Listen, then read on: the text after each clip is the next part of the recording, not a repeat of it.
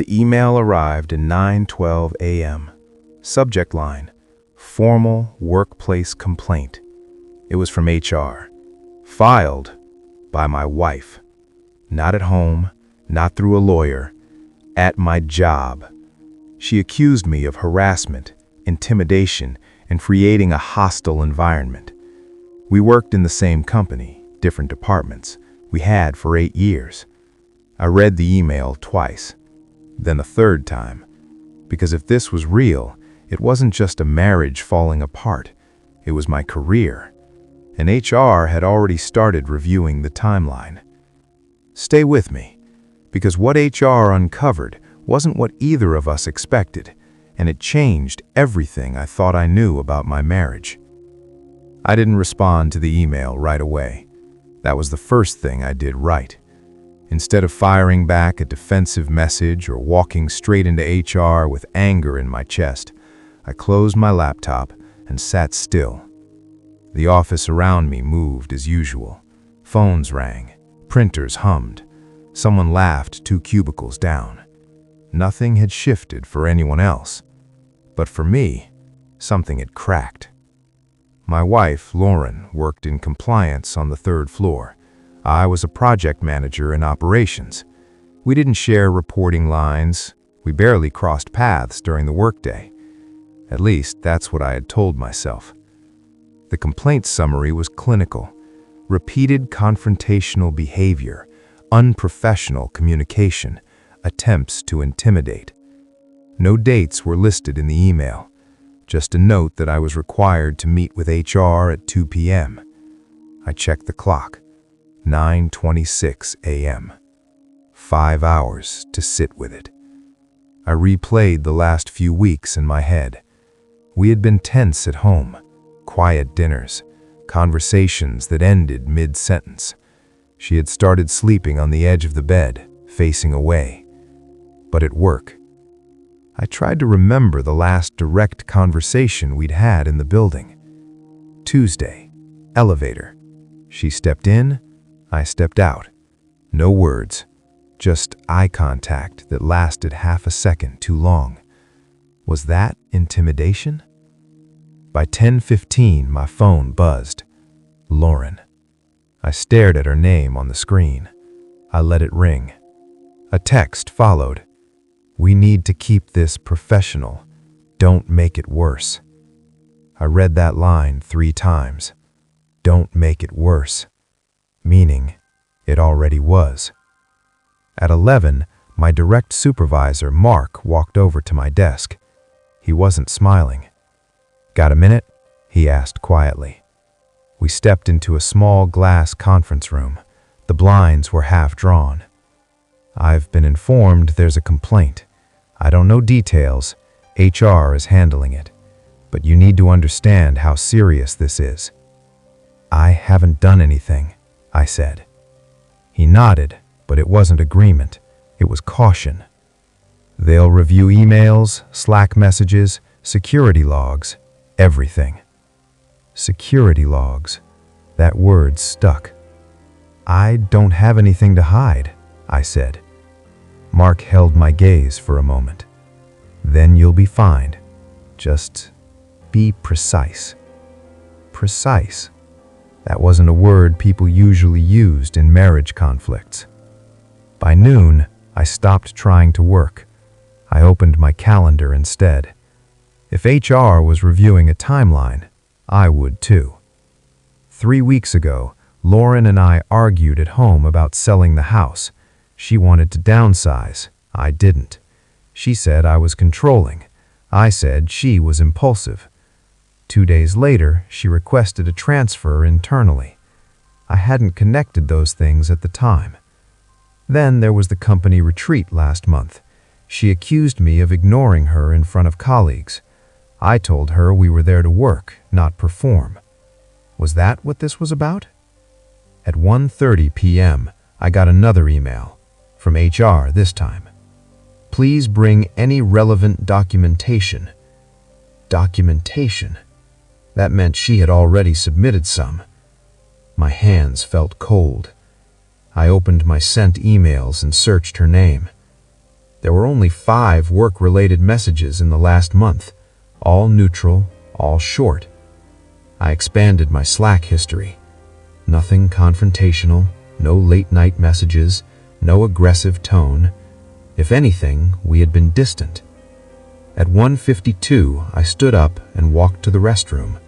I splashed water on my face and stared at myself in the mirror. "You're not unstable."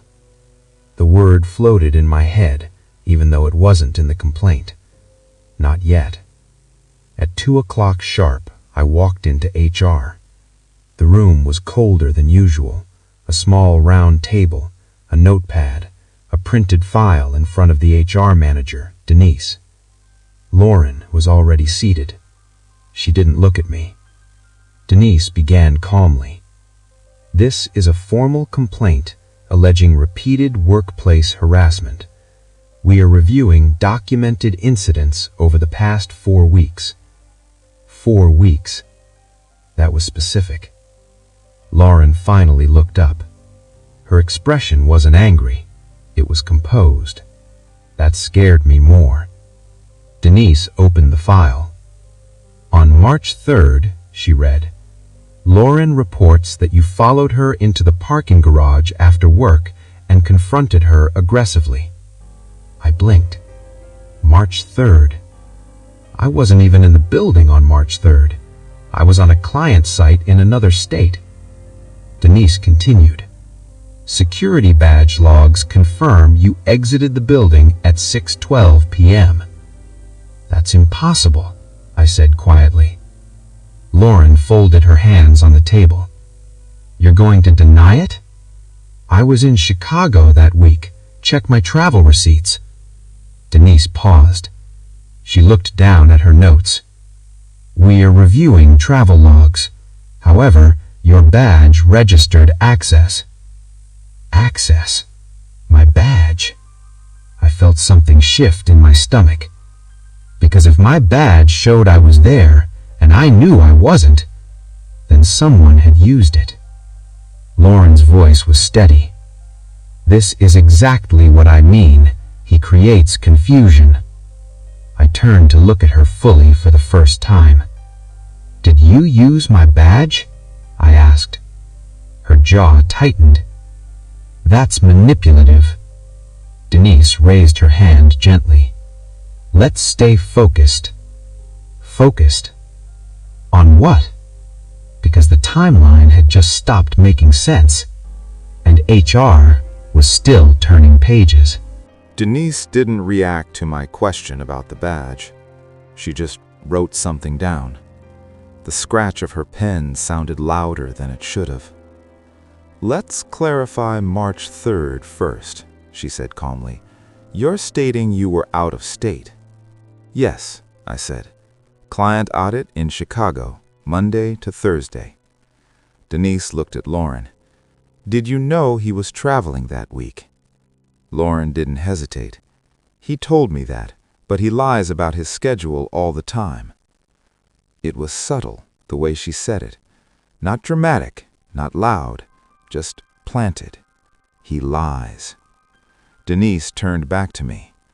"We'll verify travel records. Moving on." She flipped to the next page. March 6th, alleged confrontation in the third-floor break room, raised voice, accusation of professional sabotage. I felt heat rise to my face. "I haven't been on the third floor in months," I said. Lauren gave a soft, almost tired sigh. "You walked in while I was speaking to my supervisor." Denise looked between us. "Security cameras show you entering the elevator at 10:14 a.m. that morning." I searched my memory. March 6th. I had a vendor call at 10:30. I remember because it ran long. I pulled out my phone and opened my calendar. I was in conference room B at 10:30. Check the booking. Denise nodded. "We will." Lauren's eyes stayed on me, steady. "You don't remember raising your voice?" she asked quietly. "I don't remember being there." That was the truth. Denise closed the file briefly. There are 3 more reported incidents. 3. My chest tightened. She continued. Pattern of intimidation. Following. Unwelcome presence near workspaces. Pattern. That word was heavier than the others, because patterns don't happen by accident. They're built. Denise looked at both of us. We're not making conclusions today. We're gathering facts. Facts. I clung to that word. The meeting ended at 2:47 p.m. No decision, no suspension, but not cleared either. Lauren stood first. She gathered her purse calmly. As she passed me, she leaned slightly closer. "You should have just agreed to sell," she whispered. Then she walked out. The words landed slower than they should have. Sell. The house. That argument had been private, heated, but private. I stayed seated for a moment after she left. Denise closed the door.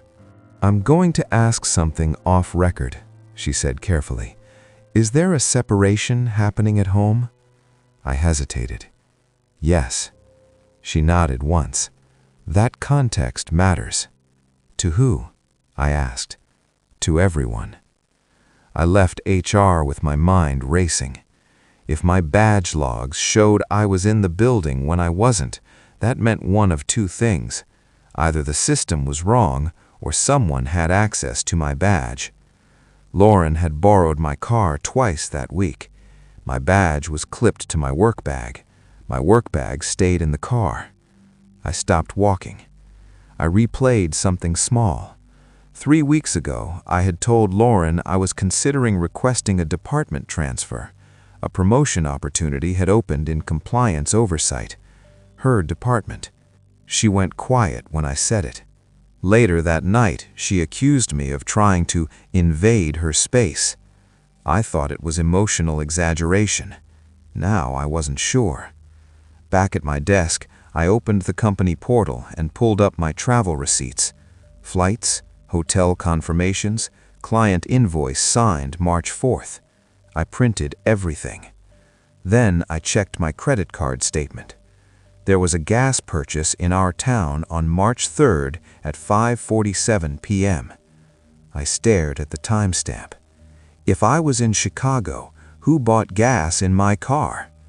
My hands felt numb. At 4:12 p.m., Mark came by again. "HR is pulling badge footage," he said quietly. "It'll take a day or 2. Can I see it?" "Not yet." I nodded. That night at home, Lauren was already in the kitchen when I walked in. She was chopping vegetables. The rhythm was steady. "How did it go?" she asked without looking up. "They're reviewing logs." "Good." I watched her for a moment. "I used your car March 3rd, I said. Her knife paused for half a second. "I needed groceries." "You used my badge." She set the knife down slowly. "You're spiraling." The word was deliberate. Spiraling. "I have flight records," I said. "You're trying to rewrite what happened," she replied calmly. "That's exactly the behavior I reported." I felt something shift again. Not anger, fear. Because she wasn't arguing facts, she was framing reactions. If I pushed harder, it became aggression. If I questioned, it became instability. "I didn't confront you in the garage," I said quietly. She met my eyes. "You don't remember a lot of things lately." That was new. "You're going to tell them I forget things?" "I'm going to tell them the truth." Silence stretched between us. Then she picked the knife back up. "You're not well," she said softly. "Not loud enough to fight, just loud enough to echo." I went upstairs again and opened my laptop. I logged into our shared phone account. Location history. March 3rd. My phone had been in Chicago, but there was another device logged into our shared account. Lauren's tablet. It pinged near our office parking garage at 6:18 p.m., 6 minutes after my badge logs supposedly exited the building. 6 minutes. I stared at the screen. If badge logs showed my ID leaving the building at 6:12 and her tablet was there at 6:18, then the timeline didn't just look wrong, it looked constructed, and HR was still reviewing it. I didn't confront her that night. That surprised me. A month ago, I would have walked back downstairs with the tablet in my hand and demanded an explanation. But something about the way she had spoken in the kitchen stopped me. She wasn't reacting, she was guiding. Every word she used felt intentional, spiraling, not well, forgetting. She wasn't building a case around actions, she was building one around perception. The next morning, I left early. I needed distance before the office filled with people who might already see me differently. At 8:07 a.m., I was at my desk, pulling up our internal IT portal. If my badge was used, there had to be a timestamp trail, and if someone had accessed my ID card physically, they would have needed it in their hand. Unless there was a duplicate. I remembered something small. Last year, I had misplaced my badge for 2 days. I reported it lost, then found it in the trunk of my car. IT had issued a temporary replacement before I recovered it. I never confirmed whether the temporary card had been deactivated. At 8:42, I walked to IT. "I need to verify something," I said. The technician pulled up my badge history. "There were 2 active credentials on your profile for a short period last year," he said, "but only one has been active since July." "Since July?" I asked. He nodded. The temporary was deactivated then. March wasn't July, so either someone reactivated it, or... "Can you see which credential logged the March 3rd exit?" I asked. He clicked through a few screens, then he frowned. "That's odd." "What?" "It shows credential 2. My stomach dropped. "That's the temporary card," he said. "But you just said it was deactivated in July." "It should have been." Should have been. Those words sat heavy. "Can it be reactivated without my request?" He hesitated. "With admin access, yes." Admin access. Lauren worked in compliance. Compliance had elevated access to audit logs and credential reviews. I felt my pulse in my throat. "Can you check when it was reactivated?" I asked. He scrolled again. February 26th, 1 week before the alleged garage incident. I thanked him and walked back to my desk slowly. February 26th.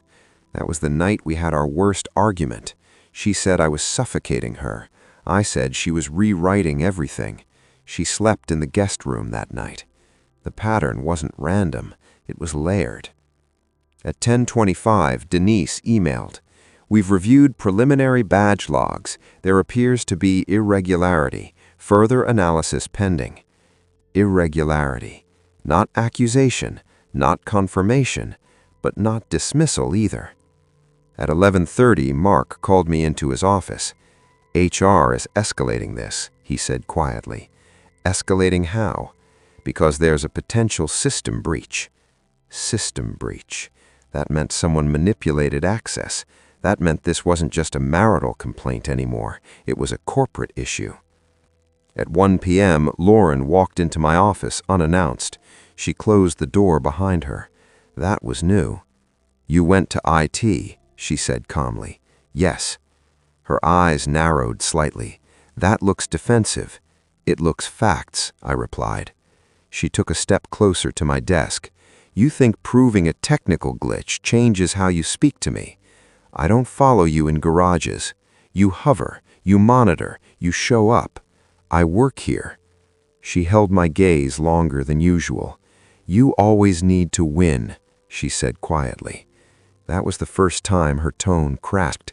Not angry, tired. "You filed a complaint. That's not about winning. It's about safety." Safety. The word hit differently, because now this wasn't framed as irritation or harassment. It was danger. "You don't feel safe?" I asked. She looked away briefly. "I feel watched." I thought about the times I checked in at home, asked where she was, asked why she was late. Normal questions in a strained marriage, or maybe not. I felt doubt creep in. Was I overbearing? Had I crossed lines without realizing?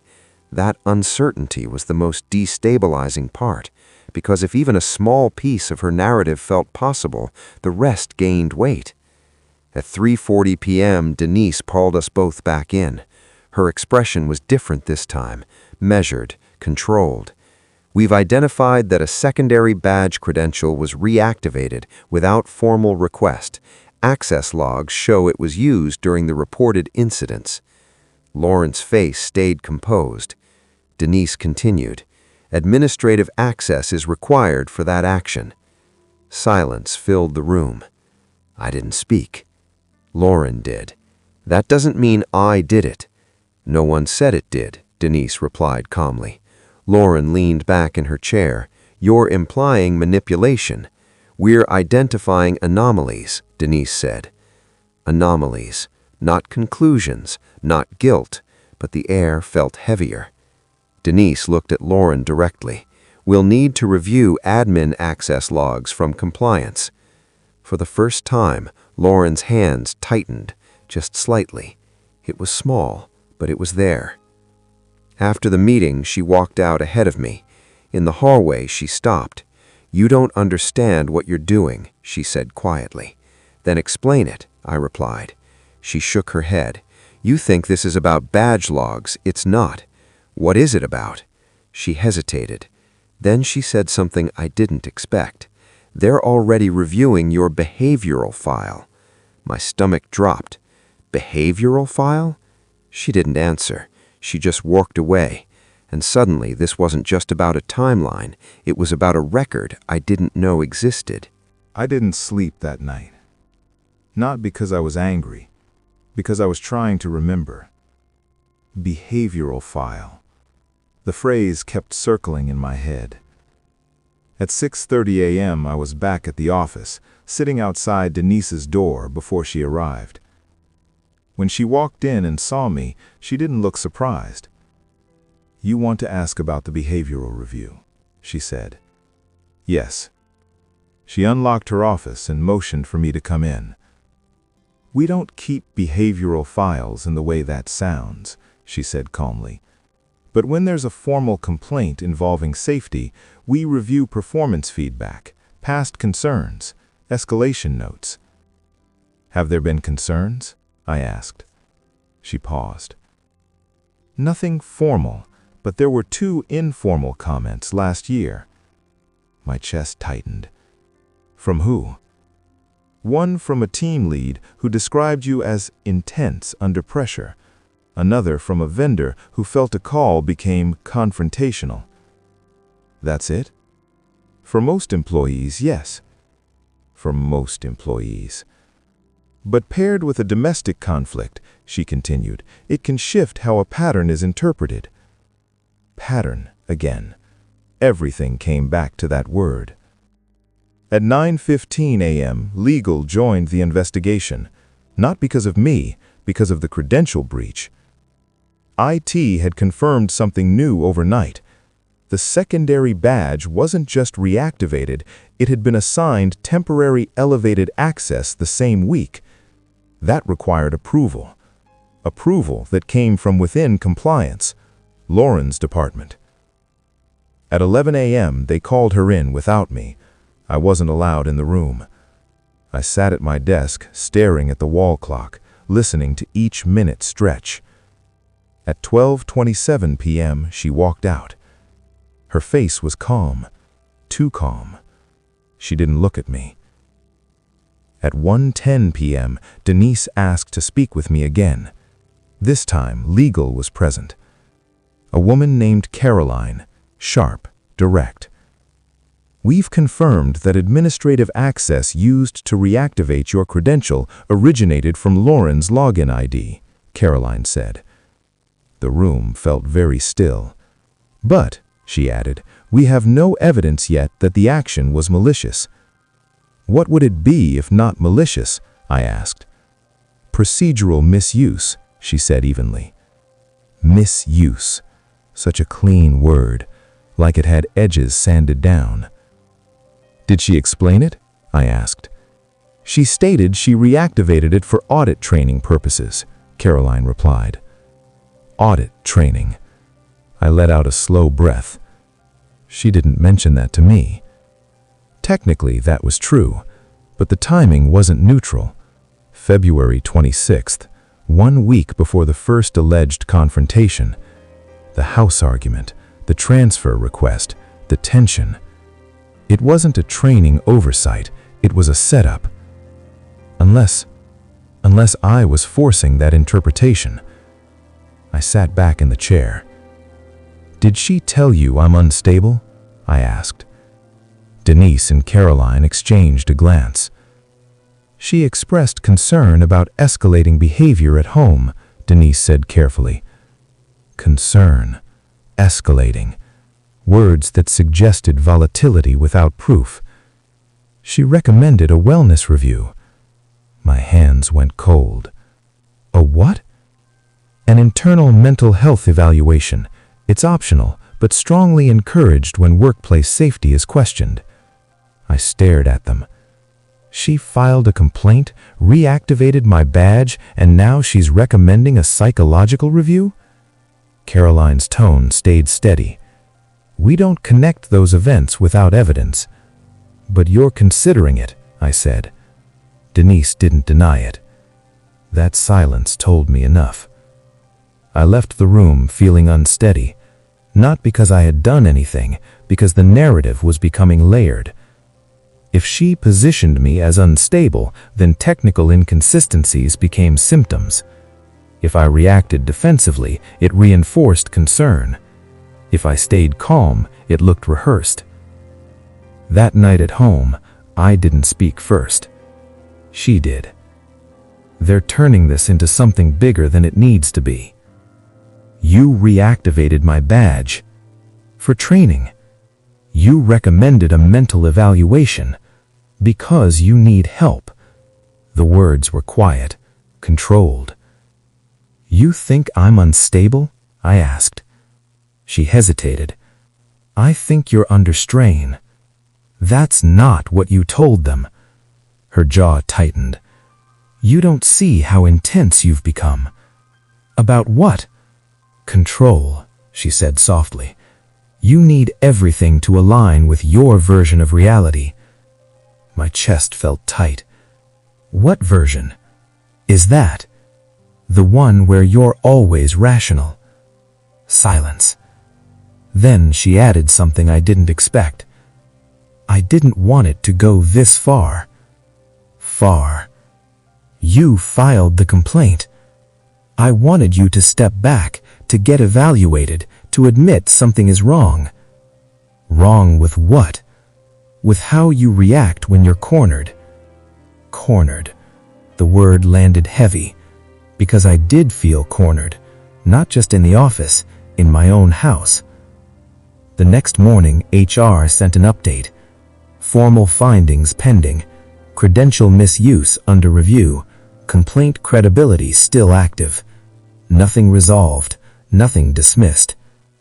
That afternoon, IT delivered something unexpected. Security footage. Not from the garage, from inside the building. March 3rd, 6:08 p.m.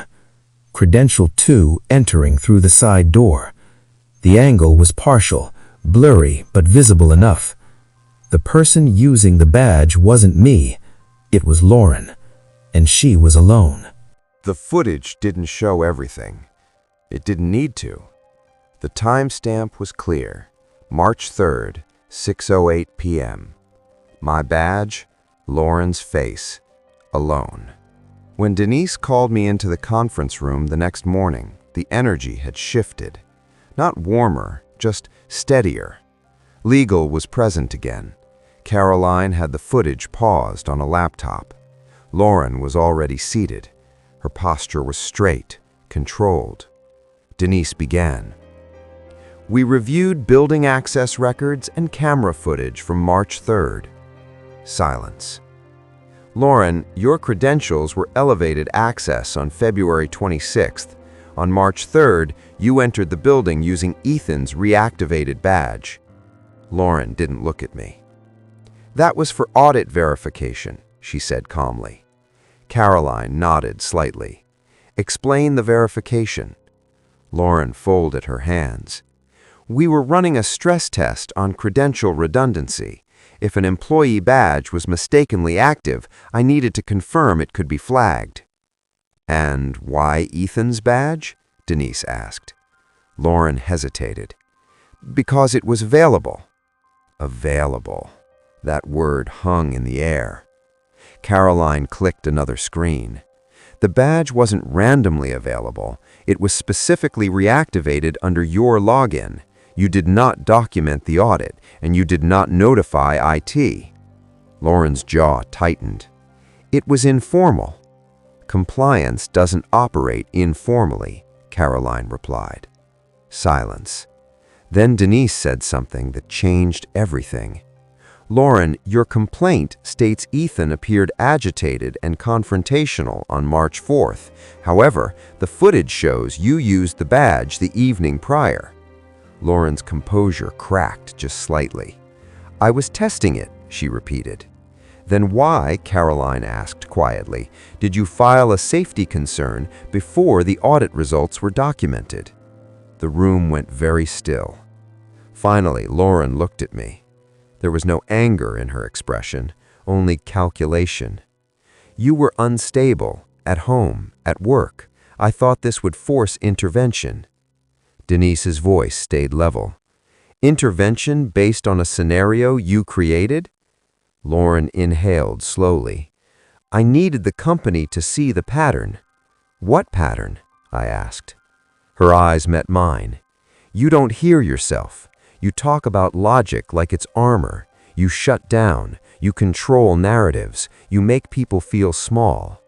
The words landed harder than any accusation. Caroline interrupted gently. Personal grievances do not justify falsifying procedural risk. Lauren's shoulders dropped, not defeated, exposed. Denise leaned forward. Did you intentionally reactivate Ethan's badge to trigger a conflict? Lauren didn't answer immediately. Then, barely audible, she said, yes. The air felt thinner. Why? Denise asked. Lauren's eyes didn't leave mine. Because he wouldn't admit anything was wrong. Silence. There it was. Not money, not promotion, not sabotage. Control. She had tried to build the case that would corner me into a psychological evaluation, into admitting instability, into surrendering ground. Caroline closed her folder. This will be escalated for disciplinary review, she said calmly. Lauren nodded once. No tears, no dramatic breakdown, just consequences settling into place. I didn't feel victorious. I felt tired. The formal conclusion came a week later. The complaint was dismissed. Credential misuse confirmed. Lauren was terminated for procedural manipulation and false reporting. No public announcement, no corporate spectacle, just a quiet exit. At home, the silence was heavier. We sat at opposite ends of the couch that evening. It's over, I said. For work, she replied. We both knew that wasn't what I meant. You tried to prove I was unstable, she said quietly. I thought you were, she answered. You manufactured evidence. I manufactured a situation, she corrected. You reacted. I let that sit.